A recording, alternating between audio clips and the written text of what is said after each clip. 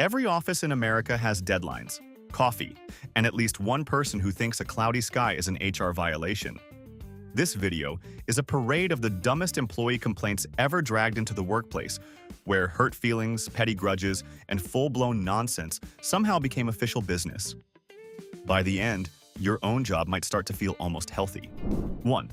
Apparently, human resources now has jurisdiction over the sky. One employee looked out at a gloomy day and filed a complaint describing the weather as an unapproved atmospheric event that was wrecking morale and strangling productivity. His solution was glorious nonsense: emergency mood lighting, group stretching, and an official rainy day response protocol, as if the company could bully clouds into better behavior. Picture the HR rep reading that and realizing payroll, burnout, and office conflict had all been replaced by a hostile gray drizzle. At that point, the forecast was no longer meteorological. It was managerial fiction with a chance of total delusion. 2. One woman submitted a formal complaint because her coworker was too optimistic. Not fake, not loud, not weirdly motivational. Just consistently cheerful. She argued that his upbeat attitude was harmful to departmental realism because it made people feel hopeful during a period when, in her opinion, hope was wildly inappropriate. That is an elite level of workplace bitterness. In her mind, positivity was not good energy. It was irresponsible messaging delivered through a smile. Imagine showing up on a Monday in a decent mood and being treated like a dangerous source of emotional misinformation. The man did not spread rumors. He just looked like he had not personally surrendered to the abyss.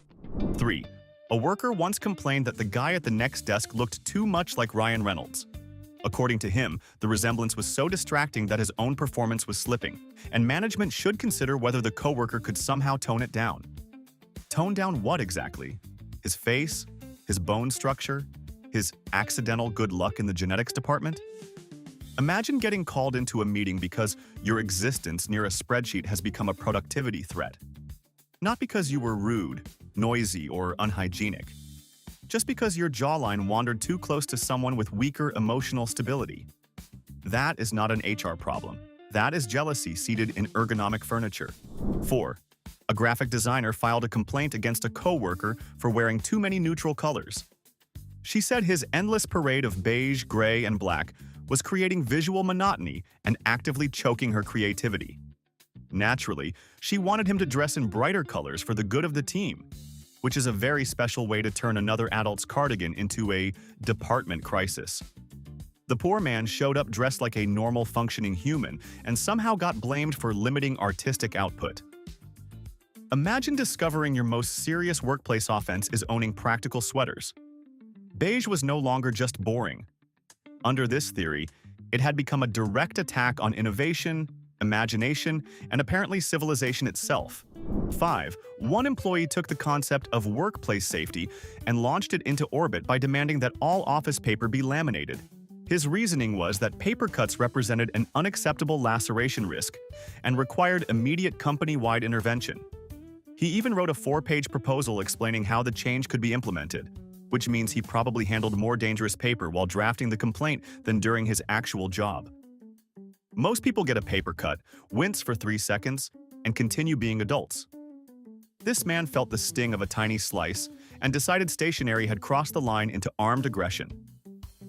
Printer paper was no longer office supply. It was, in his mind, a thin white menace. 6. A formal complaint landed on someone's desk because a coworker smelled too good. Not too strong, not irritating, not headache-inducing, just distractingly pleasant. The employee said the cologne kept stealing his attention from spreadsheets because he was too busy mentally breaking down the scent profile. Imagine telling human resources that citrus and cedarwood hijacked your productivity for half a workday. That is not a fragrance issue. That is a character flaw with a company badge. The man wearing cologne had committed no offense beyond smelling like he had made one competent life choice that morning. Meanwhile, his coworker turned a decent scent into a full-blown concentration crisis, worthy of official paperwork. 7. One employee, fully committed to numerology, decided the company headquarters itself was cursed. He filed a grievance claiming the building number was unlucky and poisoning every project before work even started. Missed deadlines, bad pitches, weak results, all of it. He traced back to the number on the front of the building. Not planning, not leadership, not terrible decisions made by actual humans. A spiritually rude address.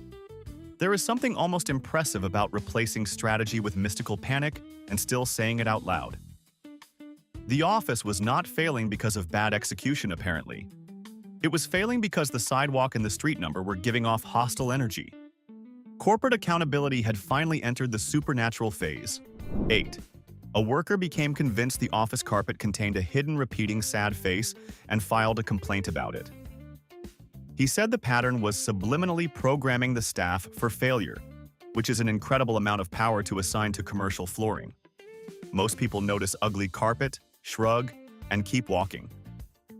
This man looked down, saw depression woven into the fibers, and concluded the company was under psychological attack from interior design. At that stage, you're not really dealing with a decor issue. You're losing a private war against nylon. The carpet was no longer just unpleasant. It had become, in his imagination, a manipulative little villain conducting morale sabotage, one looped pattern at a time. 9. One employee reported his manager for wearing shoes that were too new. The official complaint argued that the spotless footwear projected status and created an unspoken power imbalance in the office. So polished loafers were now an instrument of oppression. Imagine buying a fresh pair of shoes, showing up for work, and learning that your real mistake was failing to scuff them for the comfort of others. It takes a rare kind of resentment to look at someone's clean shoes and see class warfare. The manager was not accused of favoritism, arrogance, or bad leadership. No, his greatest offense was appearing too unwrinkled below the ankle. Apparently, confidence with decent leather had become a disciplinary concern. 10. A complaint was once filed against a coworker for breathing. Not dramatic sighing, not chewing noises, not weird sniffling. Just breathing. The report described it as deliberately provocative, which suggests the complainant believed basic lung function had somehow crossed into personal harassment. Human Resources was effectively being asked to intervene in biology and perhaps issue a warning over oxygen-related misconduct. That is where office life can drag a person when the fluorescent lights hit just right. Someone inhaled near the wrong cubicle and suddenly became a repeat offender in the court of nonsense. At that point, breathing is not the issue. The issue is that the building has quietly sanded down everyone's sanity until normal respiration feels aggressive. 11. One woman reported her office plant to Human Resources for espionage. She claimed the leaves seemed to turn toward her whenever she was close to missing a deadline, and she became convinced the plant was spying for management. Not reaching for sunlight, not being a plant, running leafy surveillance. Imagine being so stressed that a harmless desk fern starts looking like an undercover supervisor with roots. The ficus had somehow been promoted from decoration to corporate informant without anyone notifying the rest of the staff. What makes this even better is that the plant did not have to do anything suspicious except exist in chlorophyll. At a certain anxiety level, even greenery starts to feel like it is taking notes for leadership. 12. A worker filed a complaint because his coworker's stapling was too crisp and authoritative. He argued that every clean click of the stapler was a non-verbal dominance move meant to establish power over their shared cubicle space. That is right. Not yelling, not rude emails, not intimidation in meetings. Just efficient paperwork fastening. You almost have to respect the imagination. Most people hear a stapler and feel absolutely nothing. This guy heard a challenge, like two accountants preparing for battle through the ancient art of aggressively assembled documents. The co-worker did not misuse office supplies. He used them correctly, which apparently came across as psychologically threatening to someone whose nerves were held together with weaker staples than the files themselves. 13. One employee decided the security badge system placed an unacceptable burden on his wrist. He did not want to swipe a card to open doors like every other ordinary mortal in the building. Instead, he demanded either a personal retinal scanner or a full-time doorman assigned specifically to him. The entitlement here is so pure, it almost deserves museum lighting. He treated a basic badge swipe like cruel manual labor and reacted as though the company had asked him to drag office furniture up 3 flights of stairs. Some people want convenience. This man wanted palace treatment every time he approached a hallway. Opening doors the normal way was, apparently, beneath his rank in the empire of self-importance. 14. A manager ended up the subject of a formal complaint not because of her behavior in meetings, but because of the inspirational quote in her email signature. One employee argued that the upbeat line at the bottom of every message was oppressively optimistic and placed unfair pressure on others to feel cheerful during the workday. Imagine opening a routine email about deadlines and feeling emotionally cornered by a sentence about perseverance. That is not corporate trauma. That is a violent allergy to encouragement. She was not insulting anyone. She was just trying to sound positive before lunch. Yet somehow a harmless quote became, in one person's mind, an act of emotional overreach. Tuesday had not been threatened by management. It had been mildly encouraged. 15. One employee claimed her manager was showing favoritism, and her evidence had nothing to do with raises, promotions, or assignments. It was plants. Her coworker's desk plant was thriving while hers was slowly dying, so she concluded the manager must be secretly watering the other one after hours. Instead of considering sunlight, neglect, or the possibility that she simply forgot her own plant existed, she went straight to botanical conspiracy. A struggling fern had become Exhibit A in a workplace scandal. Most people kill an office plant, feel mildly guilty, and move on with life. This woman turned hers into a witness for the prosecution. The manager, apparently, was not just supervising staff. He was running a covert horticultural favoritism program after dark. 16. One employee complained that the bathroom mirror was too realistic and too high definition. He said the reflection was hurting his self-esteem before important meetings and requested a softer, more forgiving mirror instead. A grown adult looked into a normal mirror and decided the problem was not fatigue, stress, or whatever choices had led to that face at 9 in the morning. No, the real villain was the mirror's commitment to accuracy. There is something weirdly bold about refusing self-improvement and jumping straight to optical censorship. This man did not want better sleep or a healthier routine. He wanted the company to install a visual filter between him and reality so he could stroll into meetings slightly blurred and emotionally protected. 17. A manager was asked to rein in one employee's beard because it was apparently too perfectly sculpted. The complaint said the beard was making other men in the department feel inadequate about their own facial hair. Imagine putting effort into grooming and discovering that your chin has become a morale issue. Not because the beard was messy or unhygienic, but because it looked too good and inspired silent suffering in weaker follicles nearby. His face had effectively become an unsolicited performance review for every underachieving beard in the building. That is not feedback. That is envy wearing khakis. A well-maintained beard should not require managerial intervention, but office insecurity can transform even a jawline into an act of emotional intimidation. 18. One employee filed a grievance after being passed over for a promotion he never actually applied for. His argument was both simple and deeply insane. The company should have known he wanted it. Apparently, management was expected to sense his ambitions through the air, read the room psychically, and reward plans he had never expressed to anyone. There is confidence. And then there is filing paperwork because nobody correctly guessed your secret career vision. He did not lose a promotion so much as lose a private telepathy contest that only existed in his own head. The application process was skipped entirely, yet the outrage arrived right on schedule. Some people want opportunities. This man wanted mind-reading disguised as leadership. 19. Most lunch theft complaints involve a hungry coworker. This one involved a ghost. One employee insisted a spectral entity had been stealing his food from the office fridge and demanded that human resources investigate. He even offered a detailed description of the phantom culprit, which is impressive considering ghosts are not known for posing well in identification photos. Human resources reportedly suggested he try a different fridge, which may be the most polite response ever given to paranormal sandwich loss. Honestly, if a ghost can open a refrigerator, choose a lunch, and leave no evidence, it has probably earned the meal more than half the staff. The haunting was less the problem than the fact that somebody confidently put it in writing. 20. A manager told his team to think outside the box, and one employee answered by filing a formal grievance. His complaint was that the manager had never clearly defined the dimensions of the box, making the instruction vague, confusing, and philosophically unsound. That is the kind of argument that is technically structured and completely useless in every human sense. Instead of understanding the metaphor like a normal adult, he interrogated it like a hostile witness in court.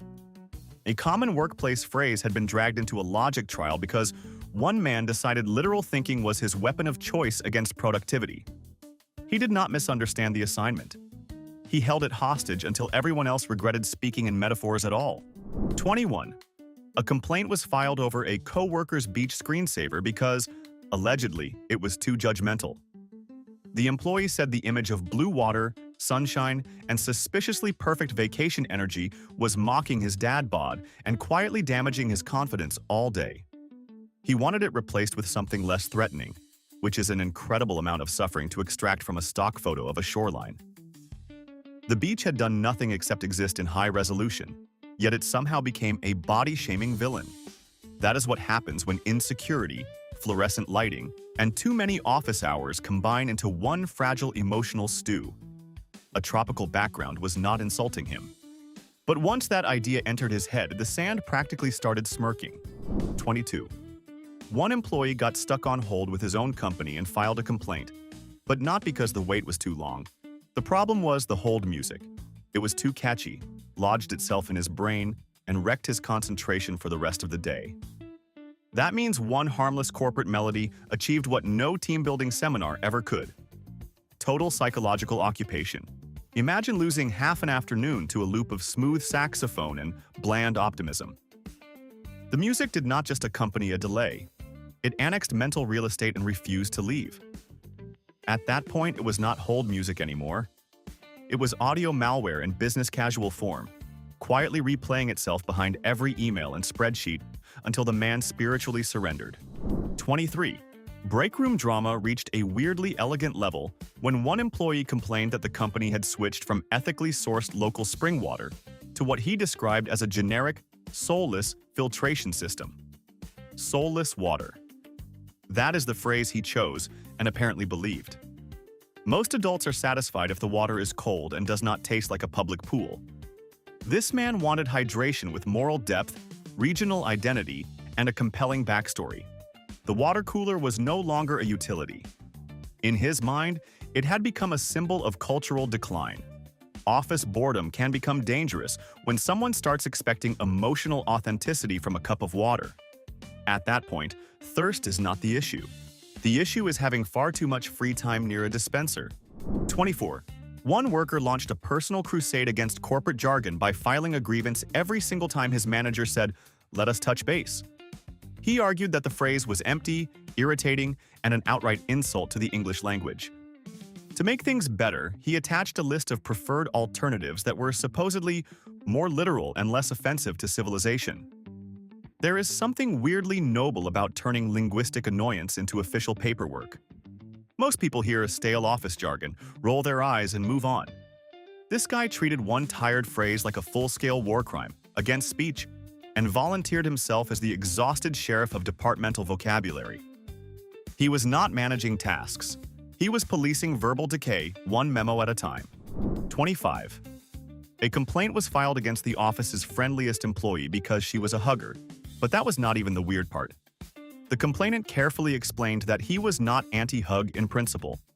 His issue was that her hugs were structurally unsound and lacked proper ergonomic support. He essentially reviewed human affection like an engineer inspecting a bridge.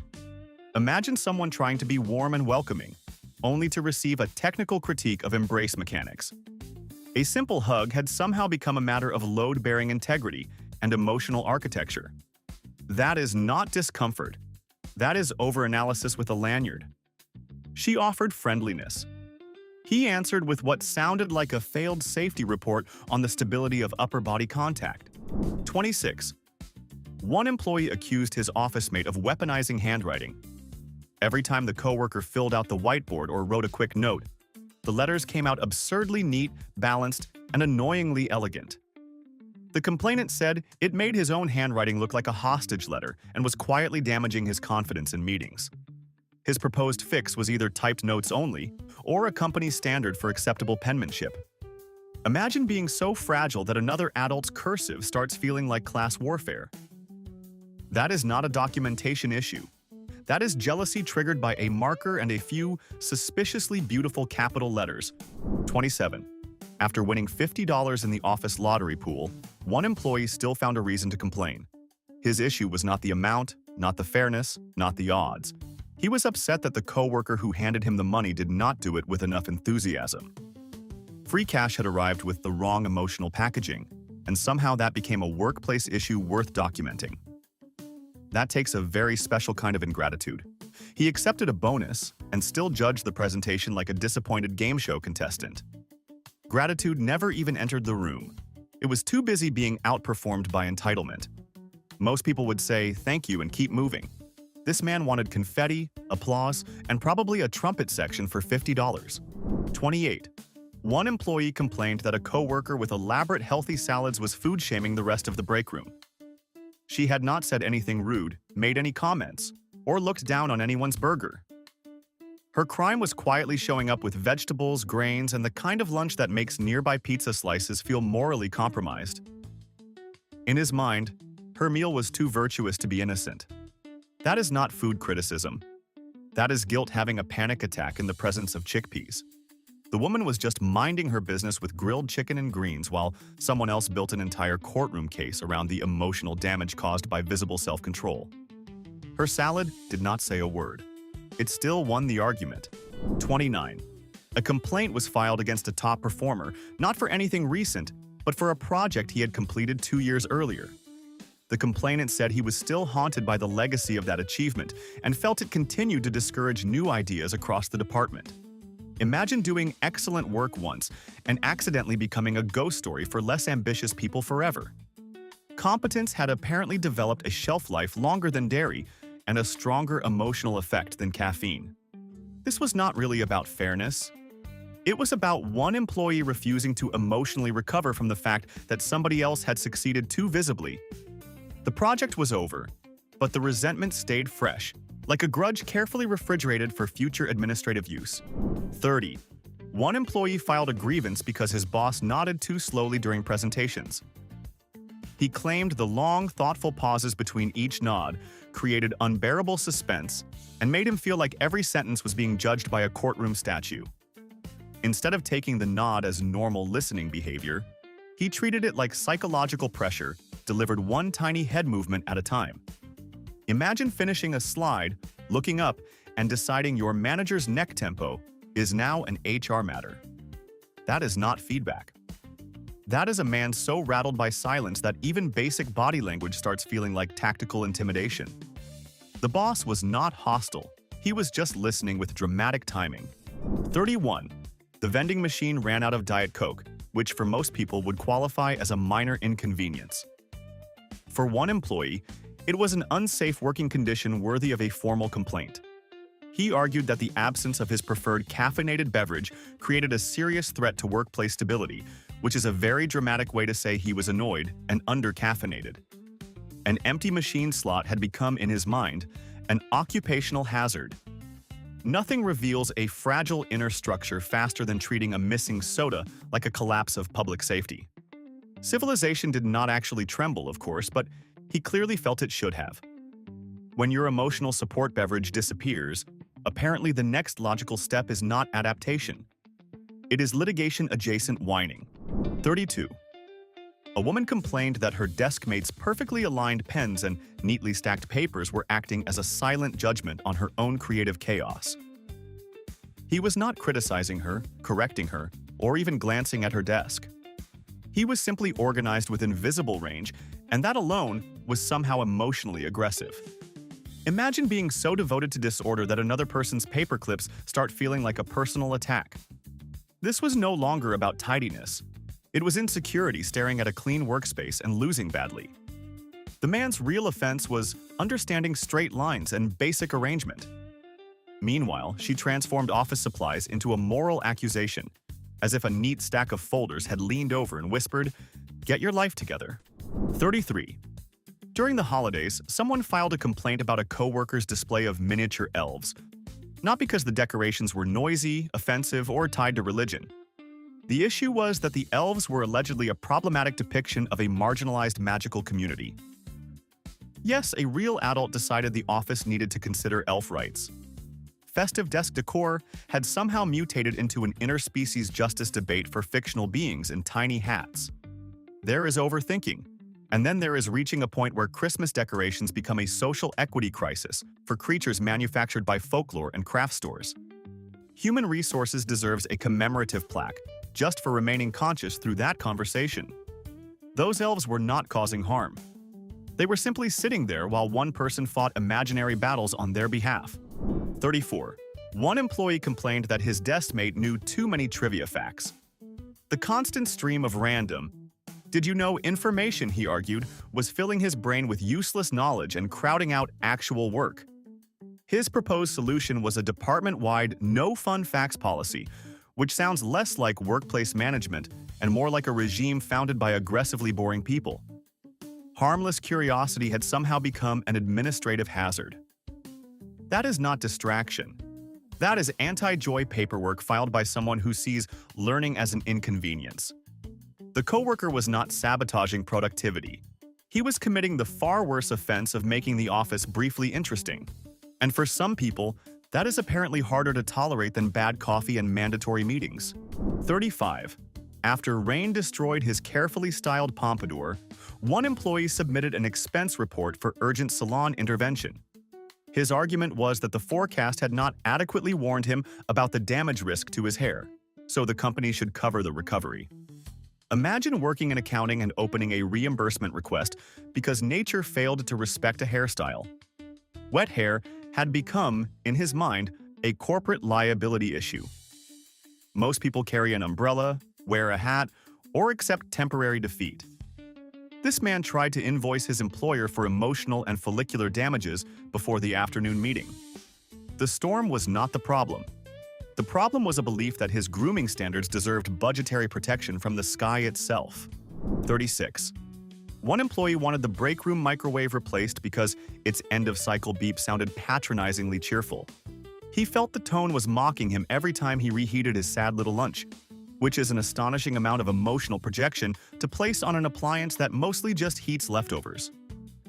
At some point, office life becomes so bleak that even a microwave beep starts sounding smug. This was not a maintenance issue. It was a psychological duel between one tired man and a machine with no opinions. The microwave completed its task and got accused of sarcasm anyway. That is where fluorescent lighting, stale pasta, and unresolved disappointment can lead a person. The appliance did not judge him, but in that break room, it may as well have winked. 37.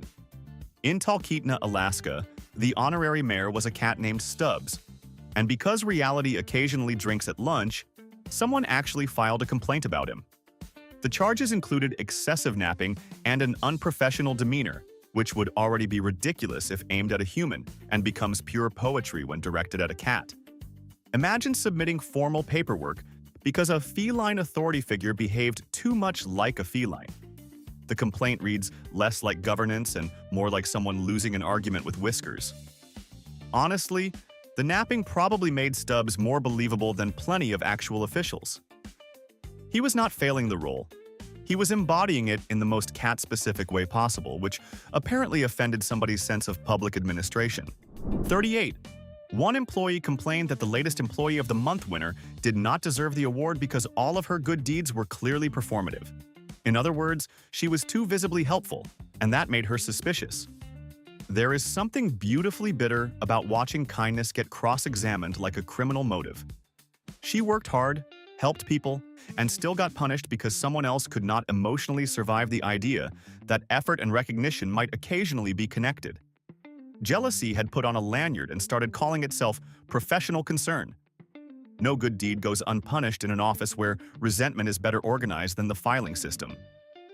Her real mistake was making helpfulness look natural enough to provoke a full investigation into sincerity. 39. One worker demanded hazard pay because he believed the office Wi-Fi signal was being used by aliens to read his thoughts. As proof, he submitted a blurry photo of a bird that he claimed was one of their surveillance drones. Human resources had to sit through a conversation where the internet, extraterrestrials, and a random bird were treated like one coherent workplace safety issue. That is not regular paranoia anymore. That is an entire low-budget science fiction universe stitched together from weak evidence and too much free time. The router survived the accusation, and the bird was probably just existing in peace before being drafted into a conspiracy. Still, somewhere along the way, someone put all of this in writing and expected payroll-adjacent adults to take notes. 40. One employee filed a grievance over the way a coworker walked through the office.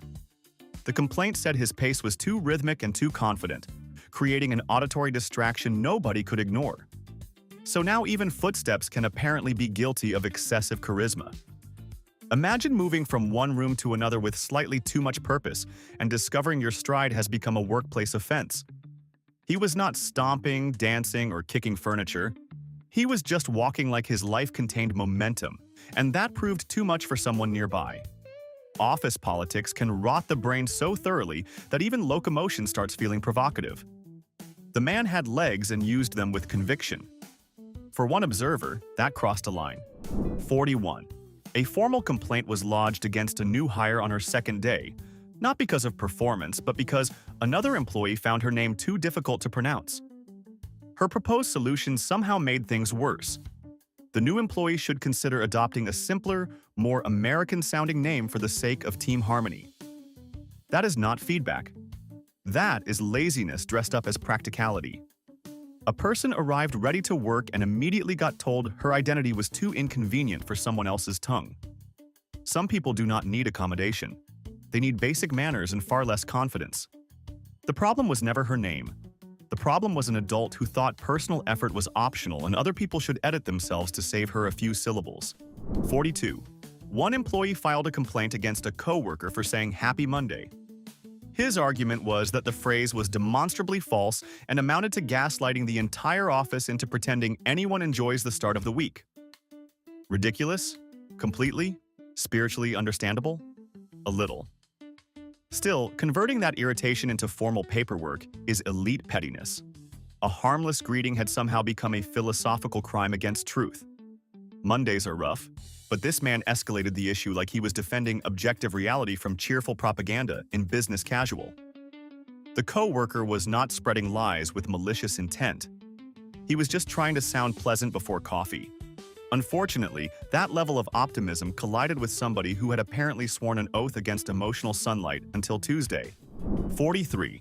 A complaint was filed about microwaved fish in the office, but not just because of the smell. The real issue, according to the report, was that the owner of the fish was enjoying it too openly and too unapologetically. The complainant suggested he should eat such a lunch with an appropriate level of shame. Imagine that becoming policy. Office etiquette is one thing. Requiring visible guilt as a side dish is another level of absurdity entirely. A man heated seafood and was expected to carry himself like a criminal entering a plea deal. The smell may have been questionable, but the demand for ceremonial remorse was far weirder. Apparently, lunch was not enough. He was also supposed to perform repentance between bites for the comfort of everyone else. 44. One employee complained that the company's free hoodie, produced in a cheerful orange brand color, clashed with his personal aura. He did not stop there either. He submitted a bill for energetic realignment therapy, as if the company had spiritually injured him through fabric selection. It takes real dedication to turn free merch into a metaphysical attack. The hoodie was not itchy, offensive, or defective. It was simply too orange for the vibrations he believed he carried within. Human resources must have read that form, stared into the middle distance, and briefly considered whether retirement could begin immediately. A piece of branded clothing had somehow become evidence of cosmic disharmony. At that point, fabric was no longer fabric. It was spiritual warfare with sleeves. 45. A formal noise complaint was filed about a coworker's squeaky shoes, but the sound itself was only half the issue. According to the complainant, the squeak happened in an erratic and unpredictable rhythm that triggered severe anxiety and made concentration impossible. A pair of office shoes had become the soundtrack to a low-budget psychological thriller. Office stress can transform a mild annoyance into a full emotional emergency with frightening speed. Instead of asking the coworker to fix the shoes like a regular person, he escalated the matter into official paperwork and gave the squeak a case file. The shoe did not get grease. It got bureaucracy. Somewhere between one hallway and one complaint form, basic footwear was promoted to the role of personal nemesis. 46. Two employees in the same department were both named Dave, and one of them decided this was unacceptable. He filed a complaint demanding that the other Dave change his name to avoid brand confusion within the team. Not use an initial. Not adopt a nickname. Change his actual name. That is not professionalism, that is main character syndrome in office shoes. Imagine believing you hold stronger ownership over the name Dave than another grown man who inconveniently arrived with the same one. The wild part is that he probably thought the request sounded practical instead of clinically ridiculous. Human resources was not solving workflow issues anymore. It was apparently being asked to mediate a naming rights dispute between two adults whose parents had made similar decisions decades earlier. 47. A manager let out a tired sigh at the end of a long, miserable meeting, and one employee took it personally enough to file a complaint. He interpreted the sigh as passive-aggressive commentary on his own contributions, as if a weary exhale could only exist as a targeted emotional attack. Human resources had to consider whether breathing out after a terrible meeting carried malicious intent. That is office politics at its most deranged. Sometimes a sigh is just a sigh. Sometimes it becomes evidence because one person has decided the entire universe must come with subtitles about him. The manager was not sending coded hostility through oxygen. He was probably just exhausted. But once paranoia clocks in, even a breath becomes a courtroom exhibit. 48. After a great quarter, the company gave everyone a $50 gift card to a popular department store. One employee still complained. He said the store was beneath his personal brand and asked whether he could exchange the card for cash to buy one very nice artisanal sock. That is not dissatisfaction. That is performance art fueled by entitlement. Most people accepted the free money in plastic form and continued living. This man treated mainstream retail like a direct insult to his image and somehow made socks part of the argument. Nothing says humility quite like rejecting gratitude, because your taste standards apparently extend all the way down to your ankles. The gift card was not the issue. The issue was a man who wanted his appreciation gift to flatter his ego first. 49. The office kitchen sponge became the subject of a formal complaint because it was, according to one employee, always wet. He described this as deeply and spiritually unsettling, which is an impressive way to talk about an object whose entire purpose is to be wet. He did not offer to replace it, wring it out, or solve the issue in any adult way. He simply documented his distress and handed it to someone else like a gift nobody wanted. Office life really can grind down the human mind until moisture itself starts feeling like a hostile force. The sponge remained damp, useful, and entirely unbothered while a grown adult transformed ordinary kitchen reality into an existential crisis with sink access. 50. An HR department had to mediate a conflict because one employee accused a coworker of being aggressively early. The complaint said his habit of arriving 10 minutes before everyone else, sitting fully prepared, and opening his laptop in silence created unfair pressure on the rest of the team to look less half-dead and more functional before coffee. Imagine treating punctuality like a form of intimidation. The man was not bragging, lecturing, or sending passive-aggressive reminders. He was simply existing in the office ahead of schedule, and that alone apparently felt hostile. In some workplaces, people resent laziness. In this one, the real villain was a guy who committed the unforgivable act of being ready on time's slightly scarier cousin. Now do the only responsible thing. Go to the comments and nominate the single dumbest complaint on this list. Not your favorite, the one that should get its own warning label and a supervised desk. And if you've worked with someone even worse, expose the story in detail. Like the video, subscribe, and let's build the most unhinged office court on YouTube.